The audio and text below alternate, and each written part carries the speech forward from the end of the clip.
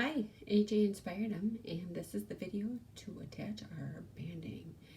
So before we get into attaching it to our piece, I'm hoping everybody has completed as much as you wanted with your work, either 2, 3, 4 bands, but hope you're happy with it.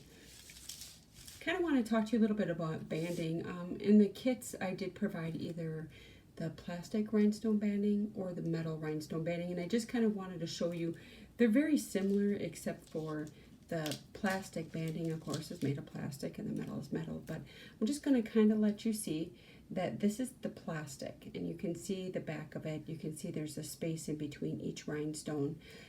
There's different sizes of rhinestone. You have 6, SS6, SS8. 6 would be smaller than 8. I like the 6. I think it's also more popular because it adds a little detail but not overwhelming. And this would be the metal rhinestone banding. So you can see there's metal on the back of it, and on the front will be some rhinestones. All different patterns. They have pearl, blue, and the same thing for the banding. The plastic, either they sell it with a blue plastic with a blue stone, or you can get a blue plastic with a white stone or an AB stone, which kind of sparkles a little differently. So they're all different types. I already provided yours in the kit. Typically what we do is, besides thinking about a pattern and the kabachin and what we're going to do, pattern and everything else, another thing we consider is the banding. So what I did is I went and tried to find a banding that I think complements my piece. And I think this one does well. It really pulls out the pink in my words, and I like this fit. Now I'm going to show you what a blue one would look, because I'm like, oh, well, it's blue, maybe I should do blue. So this is what we do, is we hold it up and we try to think what would be the best fit for it. I kind of took out some of that guesswork for you because I already provided you with the exact banding you're going to use, but I kind of put this to it and I'm like, that is just a little bit deeper blue than I wanted to go. So I decided to go with the metal rhinestone banding. So all right, let's get started. I'm going to switch around my camera and hopefully this time my audio doesn't get messed up. All right, bear with me.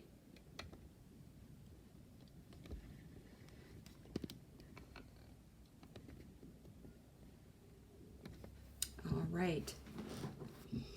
So first things first, we're going to take our thread and we're going to grab the same amount as we did last time.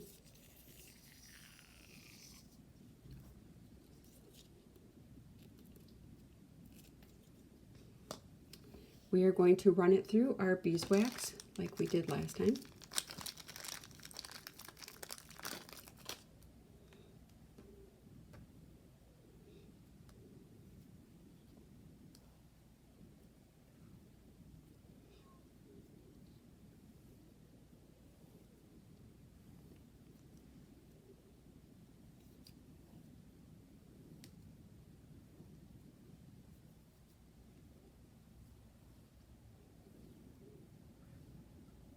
Okay, I just did 4 times. Seems like it'll work out well. Now we are going to thread our needle.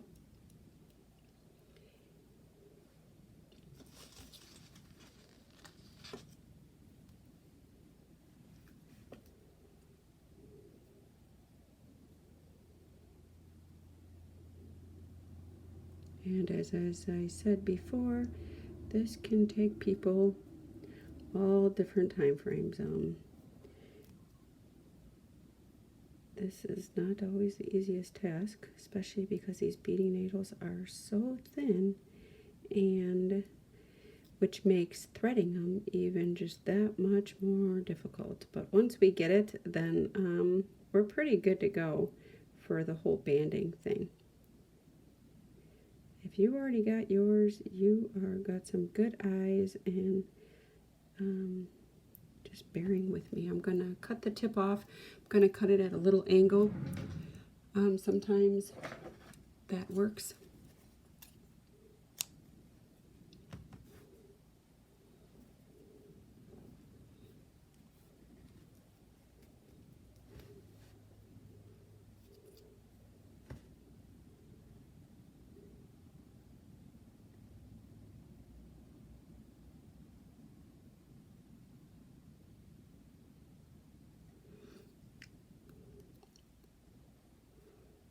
And not for me today, I guess.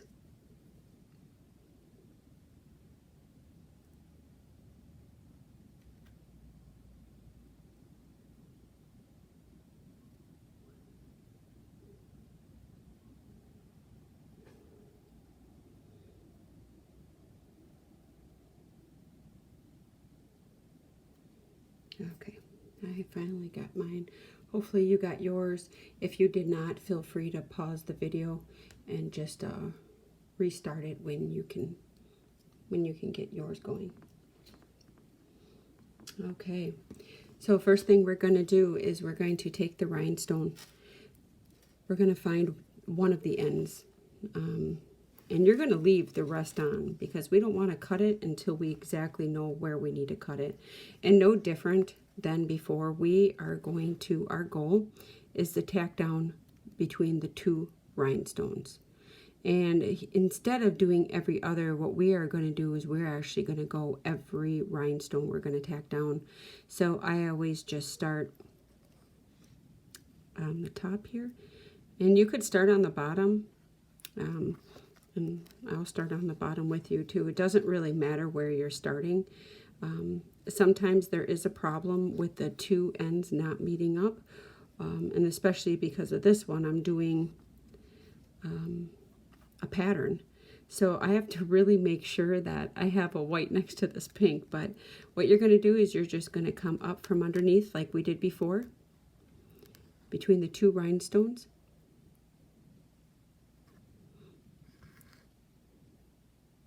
And first, oh boy, I need to tie a knot. I forgot that whole process, and I wouldn't have got anywhere if I did that. No different than when we were beading, we had to tie 3 knots at the end of our thread. I wouldn't have got very far. It would have literally, my thread would have just came right through there, and I would have realized I didn't tie my knot. So that happens sometimes. That's okay. So as you can see is I am tying my knots so that they sit right on top of each other. And there's a little space on that one, so now this one I'm going to just go right between them.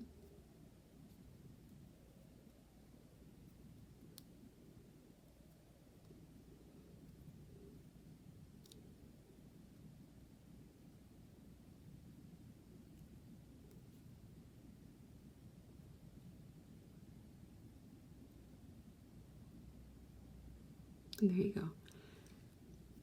That's a pretty decent size knot there, so that's perfect. All right, so back to the banding we go. And you can already see I have my thread already in there. But we are going to line up our banding right next to that last row of beads. And you're going to just pull your thread through. You're going to go on top of that rhinestone, and you're going to go to the other side of it, and your goal is to tack down the middle piece of that rhinestone.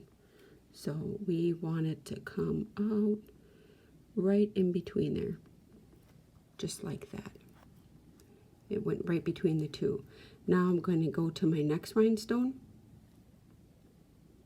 kind of holding it with this finger so that, and you can kind of see I'm holding it as well so it doesn't kind of pull or drag me down as I'm trying to do this. So it's really important too that when you come up, don't go way far over like this. You really want to get right next to it like we did with the beads. And the reason for that is going to be we are eventually going to be cutting this white part. And if there's any thread that's too far over, we take a chance of cutting it. So we're trying to keep our thread right next to it as much as possible. Now for the other rhinestone banding that we have, which is the plastic, you are going to be doing pretty much exactly the same, except your rhinestone, instead of having a metal clip there, what you have, and let me just lay mine straight here so that I know where I picked up from. Okay, you will have 2 strings. let's see if I can get a zoom in on here. You're going to have 2 strings, and these 2 strings, you need to go up the right side of the string, then you need to go down the left side of the string. Don't come up in the middle and then just fasten one side, because what'll happen is your beads will lay crooked.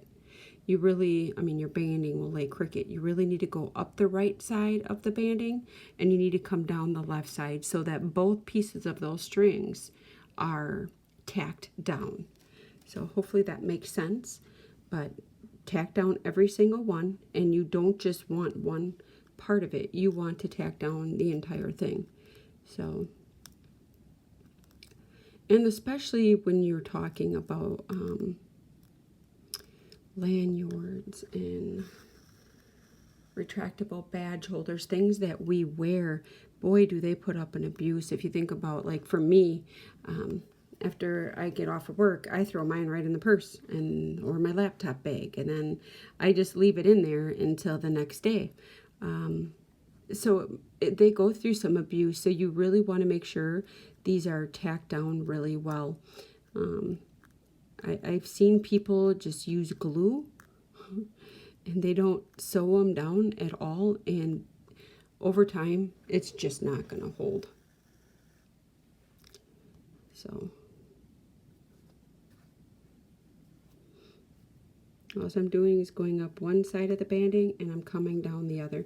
And I'm definitely making sure on the outside I am staying really close to that rhinestone. And if ever you feel like your thread is getting caught up on a rhinestone or didn't go all the way down, just double check, make sure that the thread definitely did go down between the 2 pieces and that it's right where you want.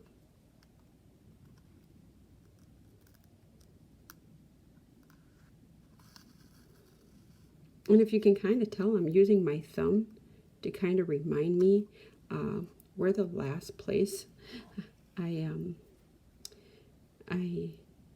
tacked down. So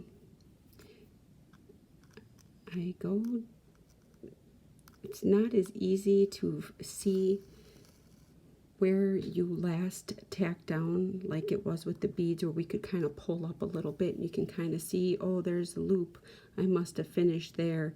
Not as easy with the banding, because you definitely don't want to pull up because the banding could come all crooked again or loose. So I kind of use my thumbs as my guides to where I need to go and what I already did. So, and it kind of holds it as well. Because I definitely want it to lay flat. So I am holding it with my thumb to keep it flat. I'm holding it with my bottom finger so that it doesn't pull on it, because there's so much here. I just definitely don't want it to pull it down and kind of weigh it down for me. And then, like you see, I am literally just tacking down every single one, and then I'm just making sure that my thread is getting in between each bead.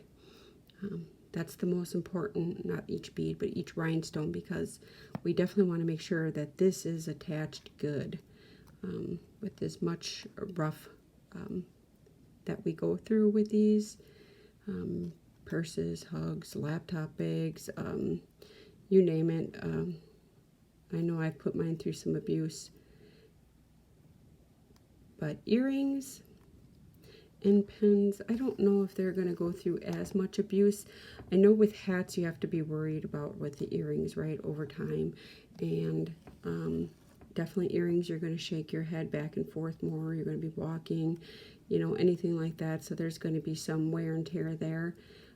Pop sockets, oh yeah, definitely some wear and tear, because pop sockets, you're actually going to be using this piece to pick up and open up the socket. So definitely you want this to be on good without any concerns or questions that you missed one, or did I fasten that one down, or definitely not just using glue.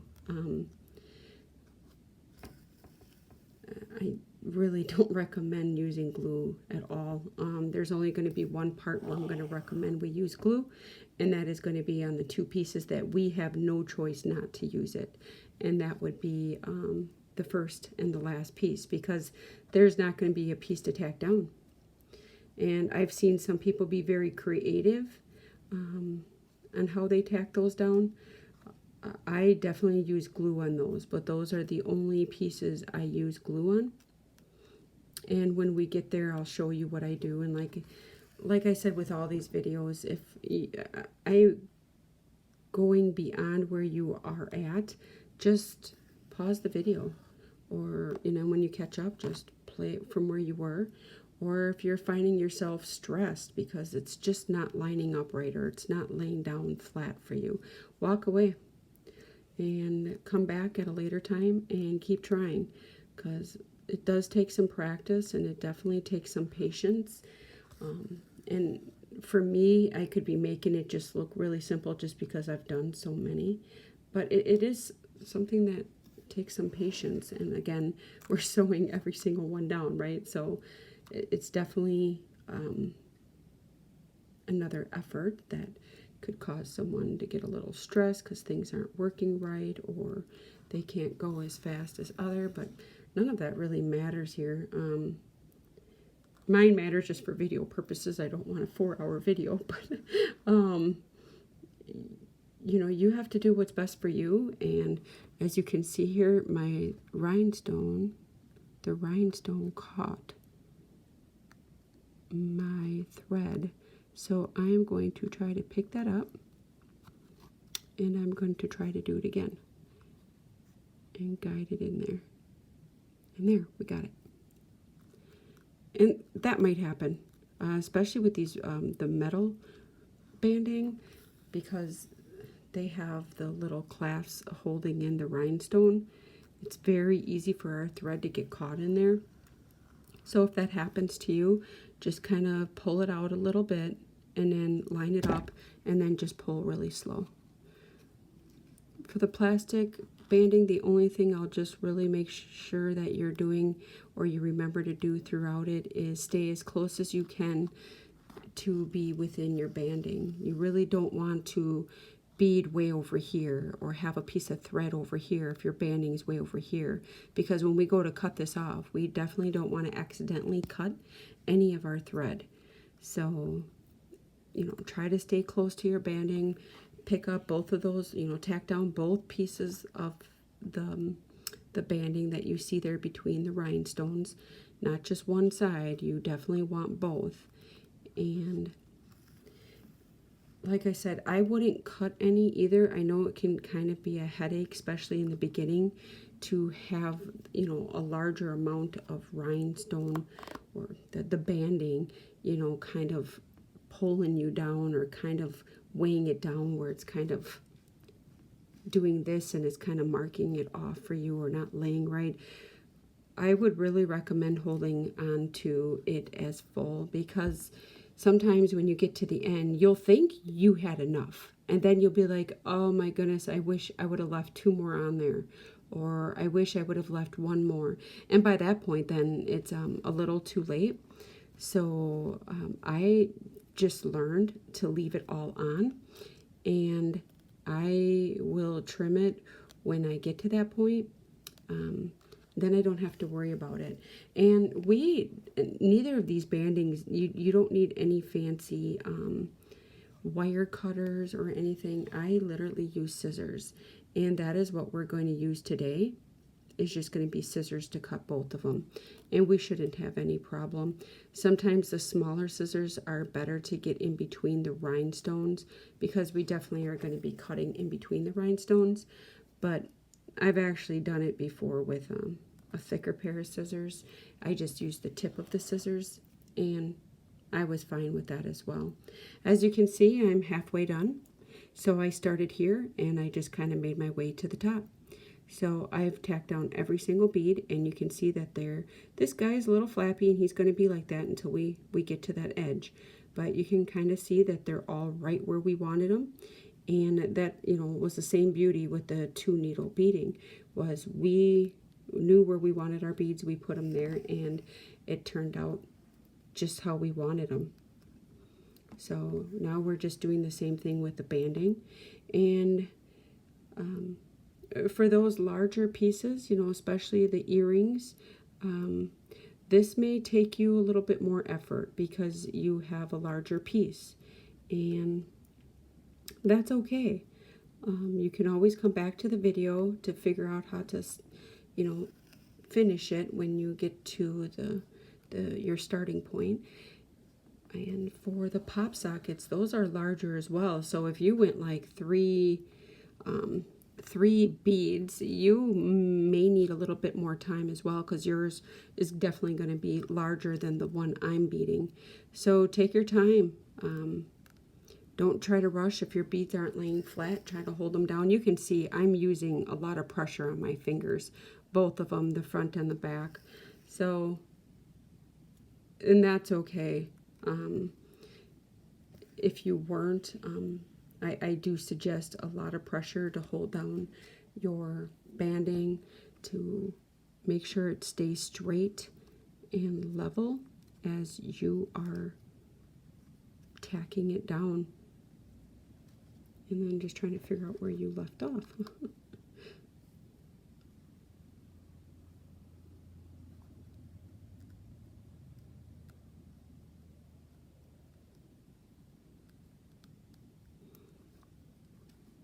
And if you have to reposition them several times, you know, definitely do that. Just your goal is to make sure that they are flat. So if you noticed on the back of these, they do have a flat side. And that's the side that we're wanting on our foundation, the white piece. And we need the rhinestone to be flat as long, you know, right with all of our beads. So I'm just going to keep tacking here. Most of the time when I bead, I listen to music. My YouTube channel here, I have some of my favorite playlists or things that I listen to when I bead. Some songs that actually I like to sing against, or I just like to listen to. Sometimes some motivational speeches that just really help me get my head in the right place if I'm feeling like a bad day at work, right? It just kind of gets my head back into like, yeah, he's right. So if you ever want to check that out, feel free. Some great songs and some different things to listen to there. But as I continue to tack here, and this part, you know, it's not, you're obviously seeing your results coming together a lot quicker. You know, this is also something that if you need to step away to get something to drink, make the kids dinner. It's easy, something easy to do. Because once you tack it down, you just kind of walk away, and then you just remember, kind of have to find where you left, and then just start right back up from there when you come back. But I will say, when we do the glue, you will need a toothpick. I have not found anything else besides a toothpick that works the best to glue down the two pieces that that we have no choice but to glue down, because there's nothing that we can tack it down to. The only thing I can find is really a toothpick, because you can see how small these are. Trying to get underneath them with anything else to apply just a very, very, very, very small amount of glue has not been an easy task. So we are going to just do the toothpick today. Hopefully you have one laying around.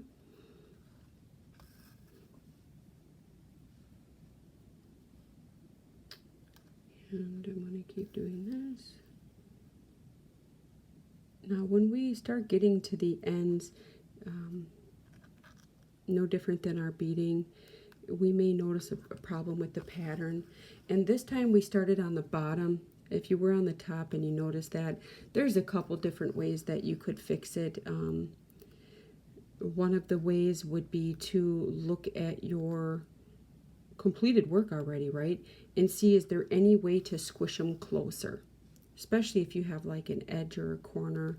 Say that you had like, you were beading a square. maybe see around the corners if there was something that you could do to squish them closer together. But it makes it really challenging when you already have all of these tacked down. But all as I do is I do my best. And I don't have much of this patterned banding. This was one of the first yards I was playing with. Typically all my banding is, you know, like I've showed you before, the one color, so you don't have to worry about the pattern. You know, another kind of batting I have would be, say it's like all blue and white, so I wouldn't have that issue with the pattern either. It just happens to be this one is a pattern, so if I run into that, let's hope I don't, we will have to see what things I can do to try to fix it, if it's fixable, or if I just have to kind of go with the flow and just see how I can make it work. And typically when you're beading, that is basically what you're doing. You are kind of troubleshooting on the spot, like how do I fix that? And I think that comes with experience, just after trying so many different things of what didn't work before, what will work in the future, and just going through them and trying different things, and sometimes literally kind of taking an entire banding off because you cannot get it to look the way you want, and starting over, maybe a different way or with a different banding. And that would go the same with your beads too, right? I've seen so many people do beadwork and then they say I don't like it, and they undo the whole thing, like all their work, and it's like, wow, you got to give them credit, right? Because it's their own piece, they want to be happy with it. So yeah, they would rip the whole thing out, like all of the beads except for maybe row 1, and then they would like start over. To me, that's a lot of work. I can't speak for everybody, but I guess I would have looked at it like, how can I make it work, and go that route instead. I don't know. As you can see, this is some effort to complete this, and when I just think about how much time it takes, I can't imagine ripping it all, the whole thing apart. I can maybe understand like one row of beads, or the banding if I can't get it to line up, but I don't know about the whole thing. I think I would have tried to find a way to make it work, but everyone's different. So you can kind of see I'm getting close to the edge. So I'm just going to keep tacking down every one like I've been doing.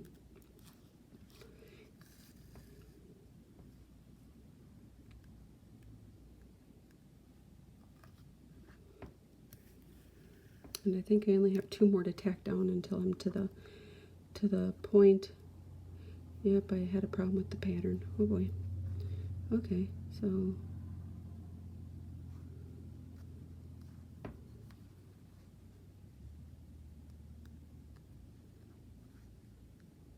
okay, so I think I know what I'm gonna do. So I told you this about patterns. As you can see, is if I keep tacking it down the way it is,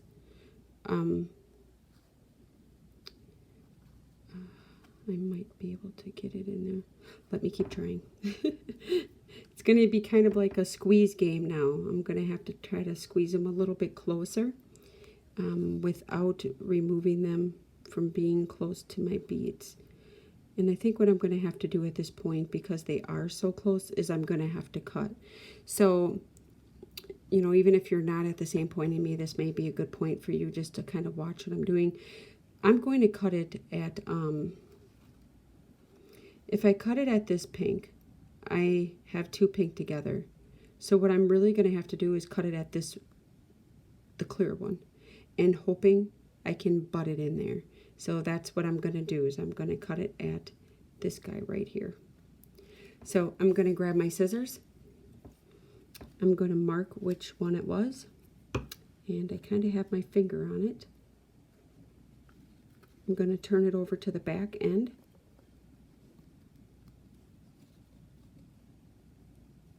And in the back end here, you're going to see a little bitty piece that you can cut.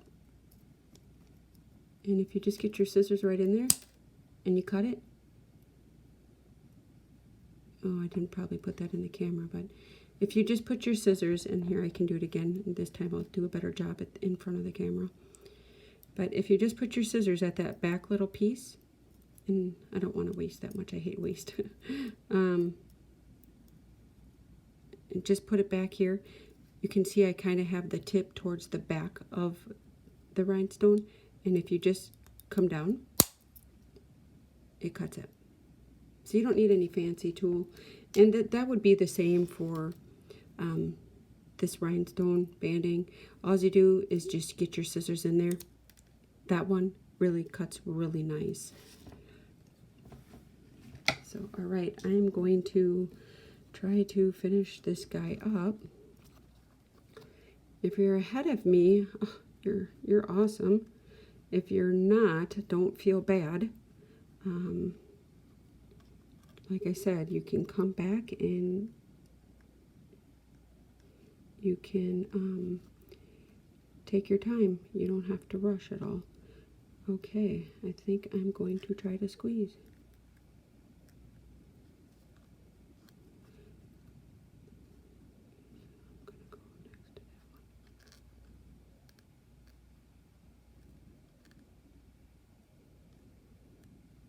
It was just my luck then. Of course, the pattern wouldn't match.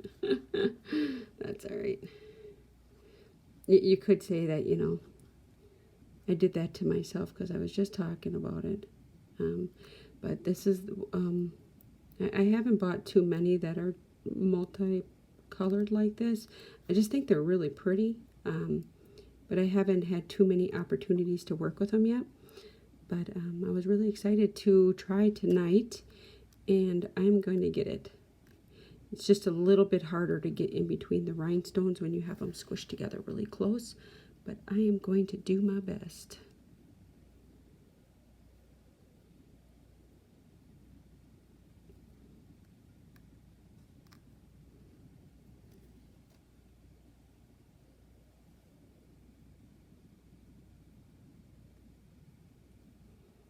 Okay. I think I got that guy. Okay, now just gotta get 2 more in there.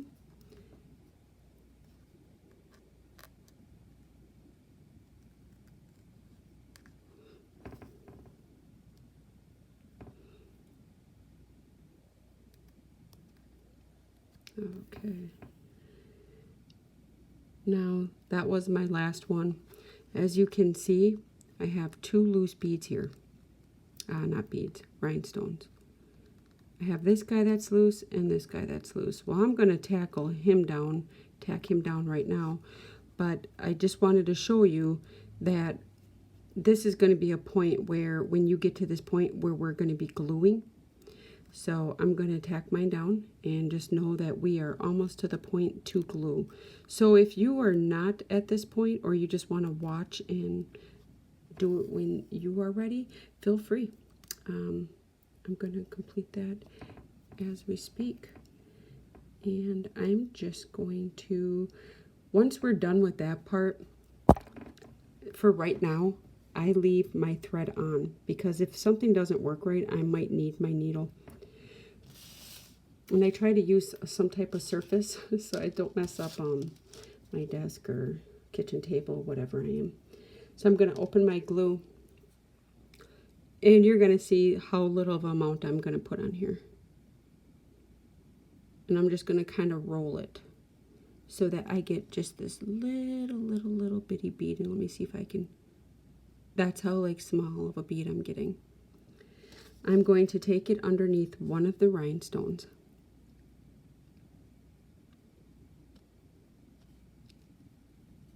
And then I'm going to push it down and spin my toothpick out. You can see my toothpick is now clear. The glue is under that rhinestone. And then you're going to kind of want to move your finger and just make sure it is lined where you wanted it. Now, time to do the other side. If you use a huge amount of glue, what'll happen is it'll kind of ooze out. And you'll see it in your work like, oh boy, glue there, or it might actually get on your beads. So that's why I'm telling you, I'm just literally using such a small amount, and then I kind of just, that's kind of lumpy, I don't want that.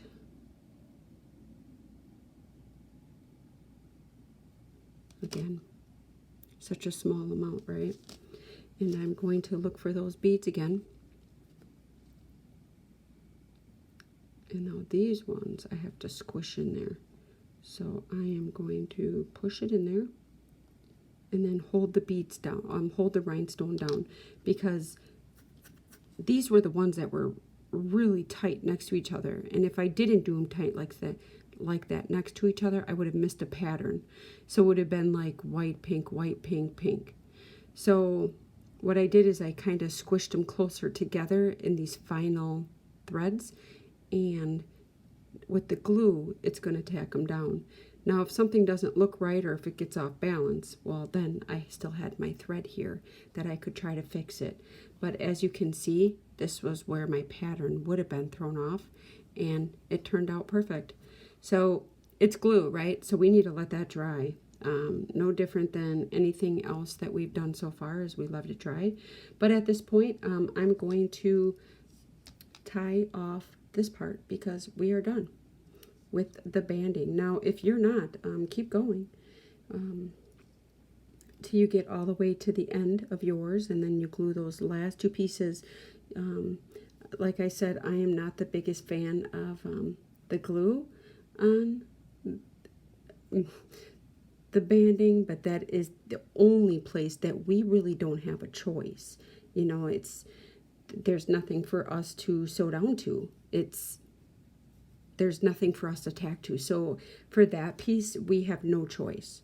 So I'm okay with that piece, with using glue.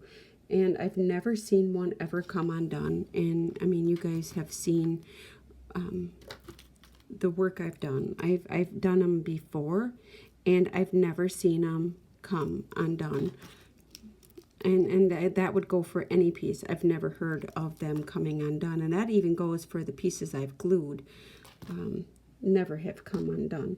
This glue is great. But you know, you don't want to use gobs of it, because, you know, you don't definitely want it to ooze out on your beads or any of your other work. So I'm just tying the 3 knots on the back. And then once I do this, I will be cutting off the thread, and I will be ending this video on the banding portion of it. And keep going. I know this can be maybe stressful. I know it can be a lot, but just keep going. And let's hope my video doesn't get messed up again. I'm going to close up my glue here real quick. But what we're going to work on next is going to be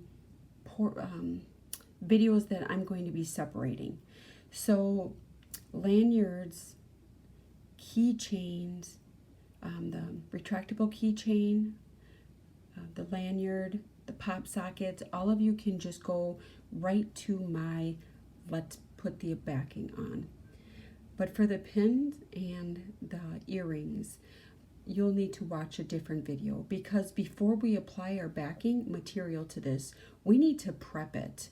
And that means we need to apply the pin, or we need to apply the earring to the foundation, so that it holds really tight. And because, you know, when we pull off our earrings, we don't want any issues with it coming out. So for those of you that are already done, or you're almost done, awesome. Feel free to go to your next appropriate video. For those that are still working on it, take your time. The videos are not going anywhere. And please watch the next appropriate video depending on the kit that you bought. Thank you so much. See you in the next video.